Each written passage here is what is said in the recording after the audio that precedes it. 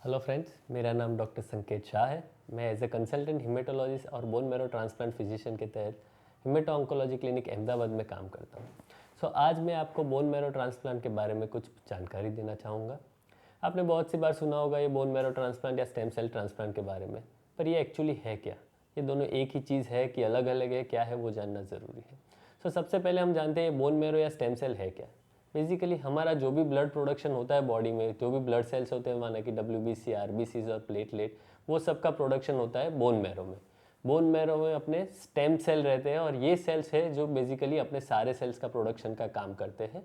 Bone marrow transplant या stem cell transplant basically एक ही procedure है। जब भी हम बोन मैरो ट्रांसप्लांट करते हैं तो उसमें ये स्टेम सेल होते हैं और ये स्टेम सेल बेसिकली पेशेंट की रिकवरी में मदद करते हैं, इसलिए बोन मैरो ट्रांसप्लांट को स्टेम सेल ट्रांसप्लांट भी कहा जाता है। आज हम बोन मैरो ट्रांसप्लांट के कुछ स्टेप्स और उसकी प्रोसीजर क्या होती है उसके बारे में बातें करेंगे। सबसे पहला काम है कि आपको बोन मैरो ट्रांसप्लांट में अगर जाने की सलाह दी जाती है तो कौन सी तरह का ट्रांसप्लांट करना है वो पहले डिसाइड करना पड़ता है। मेजरली दो तरह के ट्रांसप्लांट होते हैं, एक एलोजेनिक होता है और दूसरा ऑटोलोगस होता है। ऑटोलोगस माने पेशेंट के खुद के ही स्टेम सेल हम पहले प्रिजर्व करते हैं और फिर उसको रिकवरी के लिए यूटिलाइज करते हैं, जबकि एलोजेनिक में एक डोनर की ज़रूरत होती है और वो डोनर के स्टेम सेल हम लेके पेशेंट में डालते हैं, जैसे कि किडनी ट्रांसप्लांट या लीवर ट्रांसप्लांट में होता है, उसी तरह से इस प्रोसेस में करते हैं, उसको एलोजेनिक ट्रांसप्लांट बोलते हैं। हालांकि इसमें कोई सर्जरी की ज़रूरत नहीं होती है, ये याद रखिए। एक बार ये डिसीजन ले लिया जाता है, वो डिसीजन आपकी बीमारी के अनुसार होता है। जैसे कि कुछ लिम्फोमा या माइलोमा जैसी बीमारी होती है तो उसमें हम ऑटोलॉगस ट्रांसप्लांट करते हैं, जबकि ल्यूकेमिया होता है, थैलेसेमिया है, सिकल सेल एनीमिया है, तो ये सब बीमारी में ऑटोलॉगस ट्रांसप्लांट काम नहीं करता है, उसमें हमें एलोजेनिक ट्रांसप्लांट करना पड़ता है। एक बार ये डिसाइड हो गया कि आपको कौन से ट्रांसप्लांट में जाना है, उसके बाद हम डोनर का सिलेक्शन करते हैं। डोनर का सिलेक्शन जब भी करना होता है तो वो हम जेनेटिक टेस्टिंग, जिसको हमारी भाषा में HLA टेस्टिंग बोलते हैं, उसके द्वारा करते हैं, जिसमें पेशेंट और डोनर का HLA मैच करते हैं। अगर वो कंप्लीट मैचिंग होता है तो वैसे डोनर को हम एज ए डोनर ले सकते हैं। कंप्लीट मैचिंग अगर हो जाता है तो उसके बाद इवन ब्लड ग्रुप अलग हो या पुरुष हो या स्त्री हो, उससे कोई फर्क नहीं पड़ता है। डोनर की उम्र कितनी भी हो उससे भी ज़्यादा फर्क नहीं पड़ता है ट्रांसप्लांट में। अपने भाई बहन होते हैं पेशेंट के, तो उसमें HLA मैचिंग होने के चांसेस 20 से 30% होते हैं। पर अगर किसी का भाई बहन का मैचिंग नहीं हो रहा है या फिर किसी के भाई बहन है ही नहीं, तो उस स्थिति में हम डोनर रजिस्ट्री का इस्तेमाल करते हैं। डोनर रजिस्ट्री मानी एक रजिस्ट्री होती है जिसमें all voluntary bone marrow donors जो होते हैं उन्होंने अपना नाम लिखवाया होता है और उनके HLA अंदर स्टोर किए हुए होते हैं। तो जब भी हम डोनर का HLA उस रजिस्ट्री में भेजते हैं तो वो रजिस्ट्री वाले कंप्यूटर डेटाबेस से चेक करते हैं कि उसमें कोई डोनर का मैचिंग है कि नहीं है। अगर कोई मैचिंग आता है तो वो रजिस्ट्री वाले उस डोनर का संपर्क करते हैं और फिर उससे हम स्टेम सेल कलेक्ट करते हैं। वो डोनर इंडिया का भी हो सकता है और इंडिया के बाहर से दुनिया में कहीं से भी हो सकता है। एक बार ये डिसीजन आ जाता है कि डोनर कौन है, उसके बाद में दूसरा स्टेप होता है पेशेंट का एडमिशन। एडमिशन उसका एक स्पेशल वार्ड होता है जिसे BMT वार्ड कहते हैं, जो एक अत्याधुनिक तरीके से प्रिपेयर किया होता है, जिसमें हवा भी फिल्टर होके आती है, पानी भी फिल्टर होके आते हैं। पेशेंट और डॉक्टर और नर्सिस भी जो आती है वो भी अपनी तरह से एक प्रिकॉशंस लेके आते हैं कि जिससे पेशेंट को इन्फेक्शन का चांसेस कम से कम हो। Next step is chemotherapy.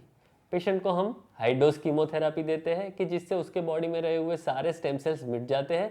अगर वो कैंसर का पेशेंट है तो कैंसर के भी सारे सेल्स मिट जाते हैं, पर ये भी कीमोथेरापी इतनी हाई होती है कि जिससे पेशेंट के सारे सेल्स मिट जाते हैं और पेशेंट की रिकवरी पॉसिबल नहीं होती है।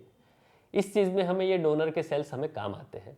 डोनर के जो सेल्स हमने लिए हुए थे वो पेशेंट को ट्रांसफ्यूज़ करते हैं, सिंपल ब्लड ट्रांसफ्यूजन की तरह ही वो ट्रांसफ्यूज़ किया जाता है। एक बार ये स्टेम सेल्स जब डोनर पेशेंट के ब्लड में आ जाते हैं उसके बाद वो घूमते घूमते बोन मैरो के अंदर जाते हैं और बोन मैरो में जो पेशेंट के स्टेम सेल जो पहले रहते थे उसी जगह पे जाके वहाँ पे बैठ जाते हैं। फिर एक बार वो वहाँ सेटल होते हैं, फिर धीरे धीरे अपना काम करना चालू करते हैं। ये प्रोसेस में तकरीबन 2 हफ्ते जितना समय लगता है। एक बार वो स्टेम सेल अपना काम चालू कर देते हैं उसके बाद पेशेंट के काउंट सभी बढ़ने लगते हैं, हीमोग्लोबिन बढ़ने लगता है, प्लेटलेट बढ़ने लगता है, पेशेंट ठीक महसूस करने लगता है और उसके बाद पेशेंट को हम डिस्चार्ज कर देते हैं। डिस्चार्ज करने बाद रेगुलर इंटरवल पे पेशेंट का हम फॉलोअप लेते रहते हैं। एलोजेनिक ट्रांसप्लांट में एक और चीज़ होती है, उसमें ये जो डोनर सेल्स होते हैं वो अलग होते हैं और पेशेंट का बॉडी अलग होता है। ये दोनों अलग अलग होने के कारण एक दूसरे से हमेशा फाइटिंग जैसा माहौल रहता है और कभी कभी ये सेल्स इतने ज़्यादा काम करते हैं कि पेशेंट की खुद की बॉडी को भी डैमेज कर सकते हैं, जिसको हमारी भाषा में GVHD या ग्राफ्ट वर्सेस होस्ट डिसीज बोलते हैं। ये ना हो उसके लिए पेशेंट को हम पहले से कुछ इंजेक्शन और गोलियां देते हैं जो ट्रांसप्लांट के 6 या 12 महीने तक चालू रहती है, जो डोनर के सेल्स को अत्याधुनिक काम करने से रोकती है और उनको कंट्रोल में रखती है। एक बार ये सब हो जाता है, उसके बाद पेशेंट को हम रेगुलर फॉलोअप पे बुलाते रहते हैं और चेकअप करते रहते हैं। ये पूरी प्रोसीजर हॉस्पिटलाइजेशन का तकरीबन 1 महीने का रहता है, पर फॉलोअप उसके बाद हम तकरीबन 1, 2, 3 साल तक का फॉलोअप भी रह सकता है, पर्टिकुलरली एलोजेनिक ट्रांसप्लांट में। आई थिंक ये जानकारी आपको हेल्पफुल रहेगी बोन मैरो ट्रांसप्लांट को समझने में। अगर आपको और कोई भी क्वेश्चन है या कुछ भी सवाल या सुझाव करने हैं तो मेरा ईमेल आईडी है drsanket2086 drsanket2086@gmail.com और मेरा ट्विटर हैंडल है drsanket2086। आप उस पर भी मुझे लिख सकते हो। हाँ, पर मैं एक बात कहना चाहूँगा कि हर एक पेशेंट, हर एक ट्रांसप्लांट अलग अलग होता है। बहुत सारे फैक्टर उसमें काम करते हैं, जैसे कि पेशेंट की एज, उसका रोग क्या है, उसकी कंडीशन कैसी है, डोनर की एज क्या है, डोनर की कंडीशन कैसी है।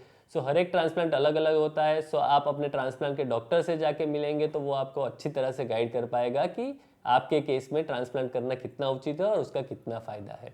धन्यवाद।